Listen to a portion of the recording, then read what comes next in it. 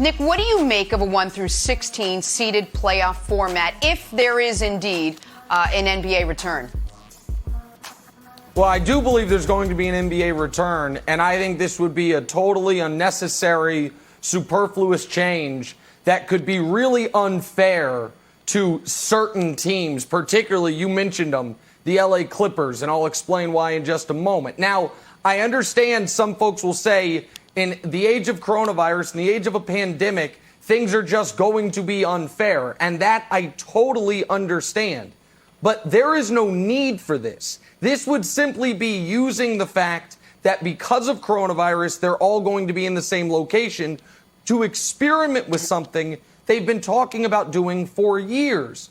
But I do want people to go back. The reason we initially started talking about should you seed the playoffs 1 through 16 was because there have been years where the 10 seed in the West, a team that misses the playoffs, would have been the 7 seed in the East. And so the idea was make sure you get the best 16 teams into the postseason. But this year, whether you seed it this way or the traditional way, it is the same 16 teams. And I would argue that while you potentially have a few more interesting first-round matchups, if the seeds hold, the second round gets worse, the third round gets markedly worse, and I think it's unfair to change the rules unnecessarily on teams midstream. I think one of the reasons, now I have been a big critic of the way the Clippers handled their regular season. However, they handled their regular season under the belief we have to go through the Lakers no matter what, and then probably the Bucks in the finals no matter what. So seeding doesn't matter so much to us. To then change the rules on them, and again, I've been a Clippers critic, but to change the rules on them to where it's like, well, actually, had you gone all out this regular season, you could be in the position the Lakers are in, where you only have to go through the Clippers or the Bucks, where you only have to go through one of the other top 3 teams in the league. It's just grossly unfair, and I don't see why it's necessary. I don't think you should change the rules, Wilds, once you're already into a season unless you are forced to. This is something the league is not forced to do. It would just be taking the opportunity to do because they're all in the same place and travel's not an issue. I don't see the need for it, Kevin. Well, I see the need for it because, first of all, it's super fun, Nick. You never mentioned the word fun, which this is the funnest playoff format we've seen since in the history of the NBA. So if the question is, am I voting for it? I'm not only voting for it, I'm parking the cars. I'm the old lady that welcomes you into the elementary school. I'm the kid that's selling you apple cider donuts. I'm the guy checking your name, and I'm giving you the sticker. I voted sticker. I think this is a wonderful proposal, Broussard. And I'll give you one reason why they should do it, Nick, outside of just fun. The Jordan documentary did a 6. We just saw an exhibition golf match do a 5.8. The first round of the playoffs, about 3 million people watch them. So they're in an opportunity right now to be as aggressive as possible and say, hey, we've got a unique opportunity. Let's push to get as many people and drum up as much interest in the NBA as possible. That's an opportunity right here. If they do the same old seeding, the same old, fine. But when they come out of that first round and they're doing a 3, then they have no one to blame but themselves, Broussard. Nick, you're right about one thing. It's not necessary. I'll give you that. However, it's great. I love it. I've been calling for this for about 10 years, so I'm glad they're going to experiment with it, if indeed they do this. But remember, if they start in late July, they're going to be battling the NFL for ratings. So you need as much juice, as much pizzazz as you can get. And this, it's not a guarantee, but this increases the likelihood that LeBron James and the Lakers get in the finals. And I think we'd all love to see that. And it increases the likelihood of not a Lakers-Clippers Western Conference final, but a Lakers-Clippers final. That is tremendous. Now, you said it's unfair to the Clippers. I think it's better for the Clippers because they don't have to go through LeBron and the Lakers in the conference finals. They just have to go through Milwaukee. That's not easy. They got Boston maybe in the second round. That's not easy either, but it wasn't going to be easy either way. I think this is easier for them than it would be if it was just the Western Conference. Remember, Kawhi Leonard, with what I would say was a lesser team last year, took out Giannis and the Bucks in 6 games, beat them 4 straight in that series. So it would set up a nice grudge match between those two as well, potentially, which is more exciting. So I'm shocked, Nick, that you don't like this because I think it creates more excitement.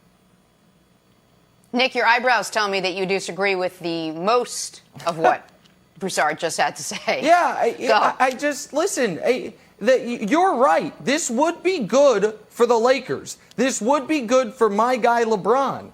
But I'm not going to base my take on what you're trying to reverse engineer the best outcome for the Lakers. It's about fairness. It's about if all of a sudden, if the NFL changed the playoff format before the year started.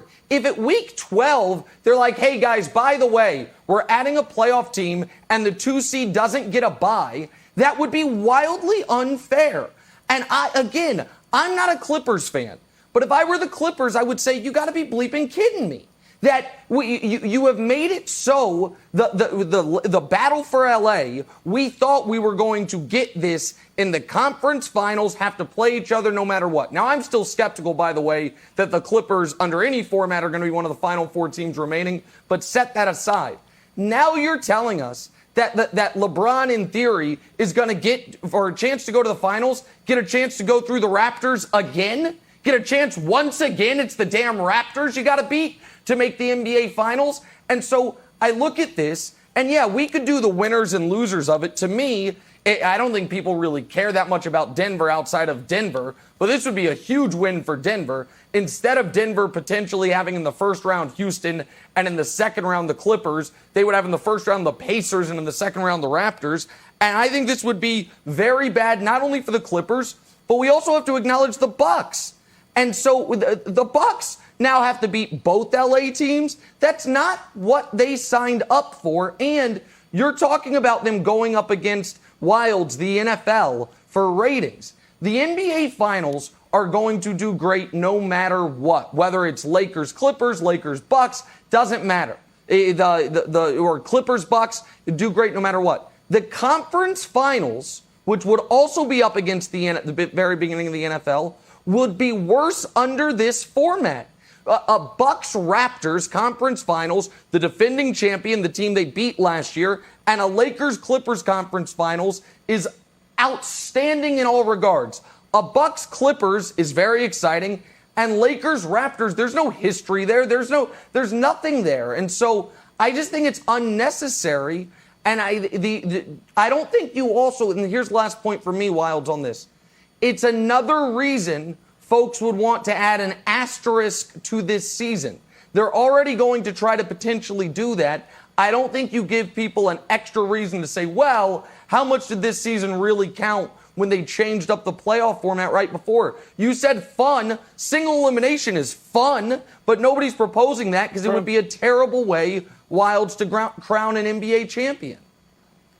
I'll go another route, Nick. If you look at the first round, and you've got LeBron versus Kyrie, and I know Durant is not coming back. Durant's not coming back, everybody. Durant's not coming back. But just food for thought. We'd be around 400 days of since Durant's surgery. That is beyond Boogie's return. It's beyond Chauncey's return. It's beyond Kobe's return. That is a lot of time that he's had time to rest. And I know he's not coming back, but we'd be at 400 days. The Lakers versus the Nets, I think, would have so much excitement. Just the Kyrie, LeBron alone. Leave Durant out of it, Broussard. I think it's worth changing the format just to see that matchup. Well, look, I know Nick Wright well, and I see now what his problem is. If the Lakers were to win under this format, he sees the potential for people to put an asterisk on it and criticize LeBron for it, which would be completely unfair. So I'm with Nick on that. But, Nick, I don't get it. This is not unfair at all for the Clippers. If I'm the Clippers, I'm like, yes, we don't have to face LeBron. Now, I've told you I think they would have been the favorite in the West anyway. But the fact that they don't have to meet LeBron and the Lakers in the conference finals, I mean, Milwaukee's not going to be easy, but I'd rather have to go through them than go through the Lakers. So I think this is outstanding. I don't understand why you don't like it. And, you said you don't switch midstream. Well, we had a pandemic. I mean, everything is on the table now. We can switch what we need to. But that to me is a red herring here, because this would not be being done because of the pandemic. They would be using the pandemic as an opportunity to try something they've been talking about doing for a long time. If the NBA had to change things, because if you had to totally reseed everything because certain teams could only be in Vegas and certain teams could only be in Orlando, I would not be criticizing it.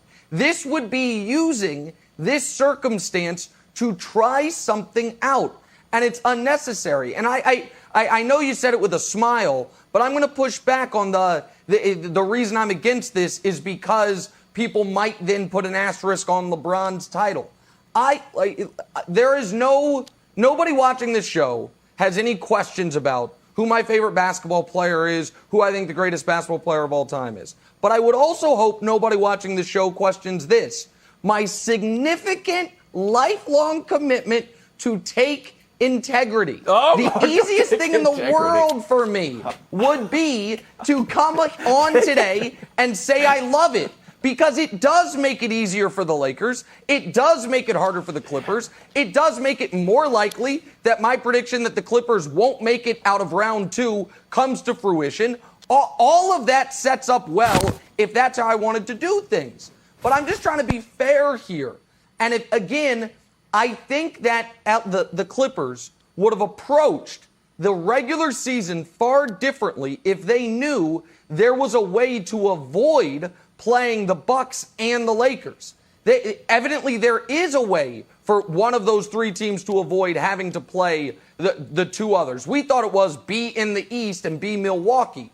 Turns out it's get the number 1 seed in the West and have the Clippers not care if the Raptors pass them in the standings. And so I just don't think it would be an equitable way to end the NBA season. It wouldn't be the worst thing ever. And either way, by the way, no matter what format we do, single elimination, best of 7, reseed, we're getting Lakers-Bucks, we're getting Giannis LeBron, and we're getting my preseason prediction of Lakers in 6 over the Bucks. That's happening pre, post, during pandemic.